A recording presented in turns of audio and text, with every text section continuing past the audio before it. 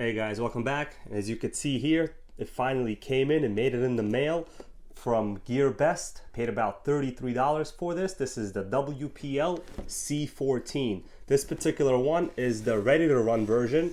It says so right here, and it is red.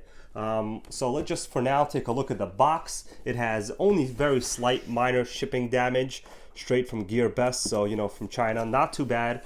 Hopefully the contents inside are okay. Pretty cool looking box for, let's say an average of $30, the ready to run version. I mean, you can't go wrong. Here is an actual representation of how big the RC is. So as we could tell, here is the actual schematic. This is not a huge RC. It's only really about 12 inches. If you do the math, the centimeter conversion, it's only about 12 inches. So just for comparison reasons, it's actually the same length as this little other WL toys right here, which is a regular 18 scale RC. Okay, so cool looking box. What do we have here? I'll just take a look at some of the functions that they're claiming. We have a full-time four-wheel drive system.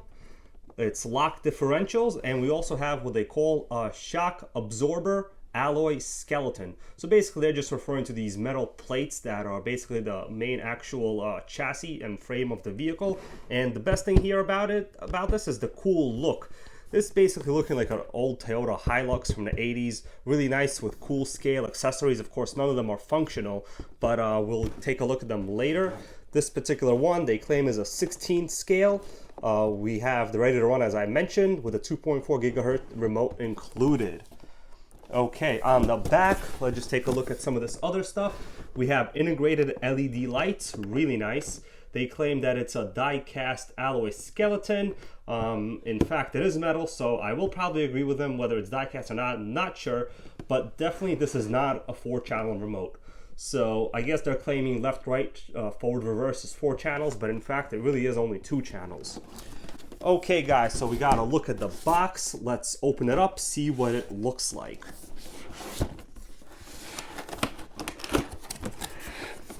Okay, so hopefully it's not damaged. You saw the box is a little damaged on the outside here, but this is gonna be what it is right here. Okay, so looks to be packaged pretty well. And there is the whole thing here. Let me set this somewhere else for now. That's exactly what it looks like. So as I said, not a huge RC. If you take this one and stack it up, you can tell it's basically about exactly the same size, just for comparison. Notice a lot of the YouTube videos really don't kind of get across the point of how small this is, but that's actually how small it is.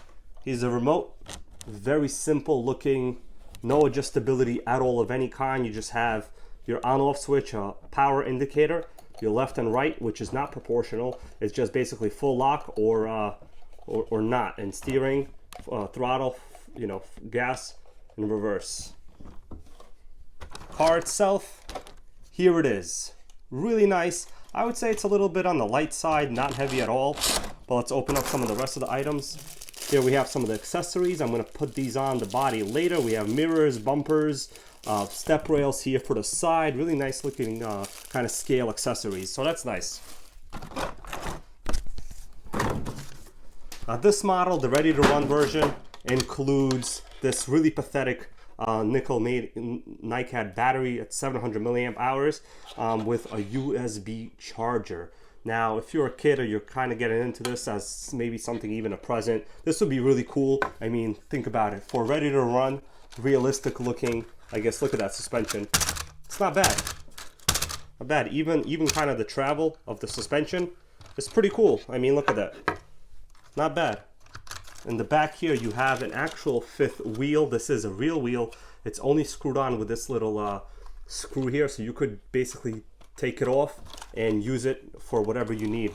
Or you could take it off and build something else here. It's pretty cool. Here is where the actual battery pack will be stored.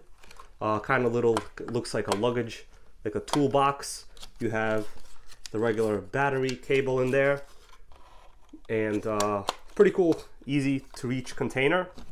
Let's take a look at the bottom of the chassis. This is really where the truck, I guess, excels. And the reason why a lot of people like it, this is really kind of a nice, realistic looking chassis setup. So we have a full drivetrain here with what looks like to be, you know, a regular cantilever 4-link type suspension. I don't know if it's a 4-link or not, but it's basically very realistic. We have kind of what looks like to be a solid rear axle here in the back, and it's locked. As you can tell, if I spin just one wheel, they all spin. Really nice. So there's no diffs really, it's kind of just locked. On the bottom here you have a metal plate, as you can tell right there, and as I touch it, it's actually kind of cool to the touch. So this is an actual metal plate that you can mount stuff to. Pretty nice scale looking design. The shocks, they're just regular friction shocks, so there's no oil, and they're kind of very bouncy, but the overall suspension travel is not bad. So you can see I'm moving it with my hands. It's actually pretty good for a toy grade RC, that is. Interior, you even have some nice scale detail interior here. What else can I say? So when you turn it on, you'll have LED lights, and the rest of the stuff will be mounted, and it'll look really nice. Now, an important thing that I want to kind of go over before I install some of the rest of the stuff and take a look at how it runs is the difference between this model, which is the RTR, and the kit version. Very important. So the RTR, as I said before, comes with the remote and this terrible battery, but also the steering is not proportional. So basically either go full left or full right.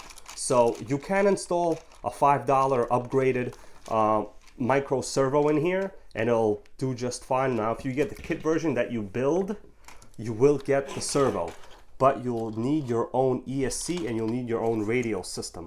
The motor is already integrated. It's right under this bottom suspension differential looking thing here.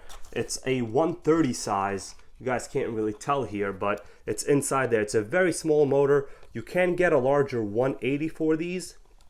And I would honestly go so far as to say as you could probably try to hack up and mount a 380 sized motor in here. So this car, in my opinion, has some upgrade potential, but that's what it looks like out of the box. Let me just put some batteries in it and we'll see what the lights look like, and see how fast the wheels actually spin.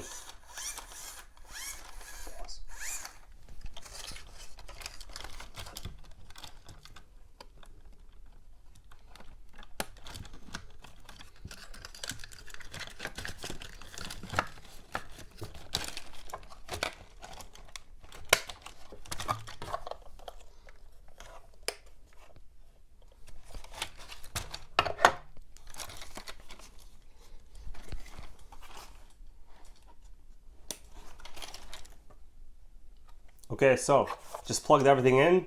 The lights are active and the motor system works. So here we go. This is top speed, guys. Top speed. Not the fastest RC. There's definitely no ballooning. So let me just drive it around here on the table a little bit. We could see how slow it could actually drive, which is kind of important for a crawler. Oh, and as I mentioned before, this is what I meant about the actual steering. This is not a servo, so as you could tell, if I turn, it's basically a lock-to-lock motor. The turning radius seems to be okay, but of course I would want a little more. It's possible if you just put in a regular servo, it'll do a much better job. But full-time four-wheel drive, there we go. Let's see how slow this thing actually can go on this table. Seems pretty good.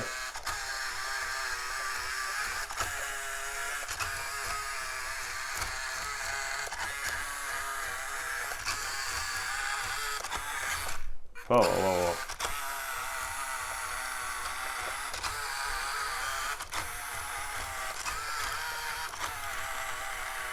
So pretty good slow throttle action here, but oh man, the steering, it's so annoying. You hear that? Oh my god. And it really seemed to me like it does a much better job turning right than it does turning left. As you can tell when I let go off of the steering, it seems to always kind of point to the right. Now there is an adjustment for the steering center position here, but it basically is already almost in the center there. So I'm not gonna mess with it now, but there it is, guys. Pretty cool. I mean, for the price, for about $30, this is not a bad toy. It would make a really good gift or something for yourself to just kind of upgrade. And once again, in terms of size, you could tell these two are basically matched. when you look at it. So of course this is the WL toys right here. This is really fast. This is the upgraded B version with the 540 motor. This claims to do 70 kilometers an hour, and it is pretty quick. And this is the regular cheap $30 WPL C14. Okay, so let me install the rest of the stuff and we'll see what it looks like. Okay guys, we put it all together here. This is the final product. As you can tell, we now have all the accessories on. We got some mirrors right here, some windshield wipers, some tow hook things in the front here. Pretty cool. Pretty cool, I gotta say. It has a couple personal touches. Even these door handles, I mean, that is not bad, you know, for a cheap $30 RC. Also, I forgot to mention this top little mount here. You could actually put in some other lights if you wanted to in the future. Looks like they will easily hold some LEDs here in the front. And door handles. I mean, you gotta have door handles, right, to get in.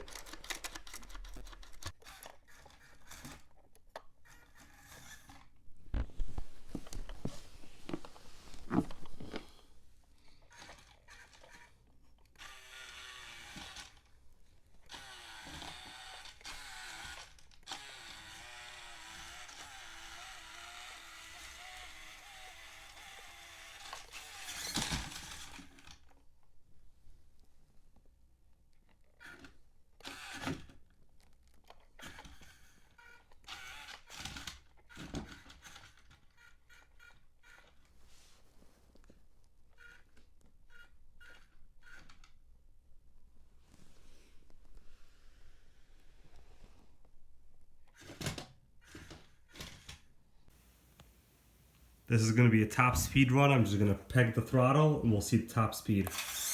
Here we go, top speed. Top speed reverse. More top speed. Not a very fast car, guys. So if you want to make your WPL faster, you should kind of take it to school. Let it study some intermediate accounting. That's what I did a couple of years ago myself. And although I have not become an expert rock crawler, I can now play with a $30 RC. And keep in mind, they also have some very expensive ones. I've been in the hobby a long time, but you know what? This our little RC is kind of fun, actually. Look at all the obstacles you could just kind of build for yourself at home. You could throw some of your weights around, whatever you got going on. The axle articulation is actually not bad. I would say it's definitely superior to any other toy grade RC I have played with. Now there is kind of a debate, I guess you could make and say whether this is a toy grade or kind of a intro hobby grade. Now it does have a lot of upgrade potential, so I'll definitely give it that. You can use a basic micro servo in it, which is what I will be doing in the future. You can run your own receiver and your own ESC. Of course, that's going to be your own electronics. The big question here is whether I'll be able to mount a 380 sized motor. Even if I'm not, I guess maybe best case scenario is I could run a small 2S LiPo with its current setup. Seeing as how the system is already running 6 volts, running a 2S LiPo is not that far away. All you have to do is stick like an average 1000 milliamp hour pack in there. You should be good to go for a while. Pretty cool, neat car overall. Now keep in mind, you can kind of get a better kit overall with softer tires if you go with a kit. This is just the ready to run, so this is, you know, the bare bones one. Now of course the steering is just so annoying. You heard earlier in the clip kind of how it winds, and you know what, while you're trying to kind of get around the obstacles, it's just so annoying. But it seems to steer okay. You know, it has a good amount of torque. Top speed, of course, terrible. You know, probably about the same speed as walking, so maybe 3 to 4 miles an hour. But of course, this is the lowest motor possible, and you know what? The low speed performance, the crawling, is actually okay. As you could tell here, I actually could go pretty slow, and it doesn't have that hard of a time going over the obstacles. There it is, guys. Thanks so much for watching. If you have any questions or requests, please let me know. I'll be more than happy to make an updated video on this with any progress I've made.